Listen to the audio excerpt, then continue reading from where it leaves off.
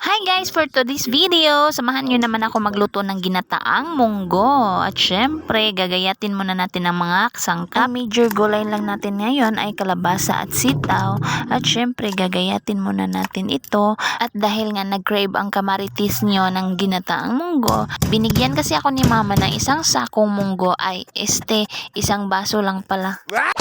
Tinadtad ko na dayon ang bawang at sibuyas at syempre hindi mawawala ang luya. Kumuha na din ako ng talbos ng kamote na tinanom ng mga silingan namin.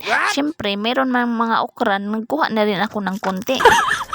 At syempre piniga ko na din ang kinadkad na niyog. Ay syempre dili man na matawag nga ginataang munggo kung walay gata.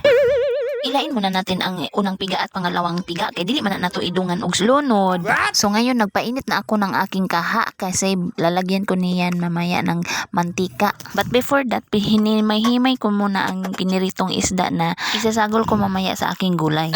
Pag nainit na ang kaha ay ibutang na dayon ang bawang ug sibuyas o ilagay na rin ang piniritong isda. Ko muna ang piniritong isda kay para mahumot mamaya pag ilagay na sa gulay.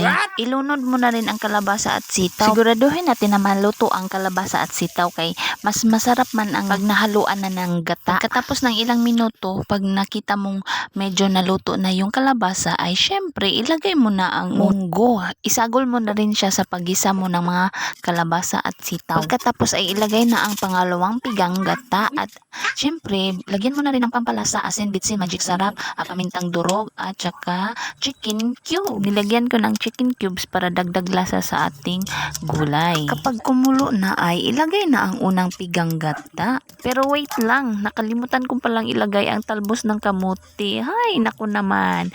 Kinuha ko pa naman ito sa kapitbahay. Pagkatapos ng ilang minuto, eto na, luto na ang ating ginataang munggo. Wow, sarap-sarap. Kain tayo guys. So ganyan lang naman magluto ng munggo. Simple lang pero masarap. So kadtong wala pa kasuway, panuway na mo. And that's it for today. Thanks for watching. Bye-bye. Pew pew pew.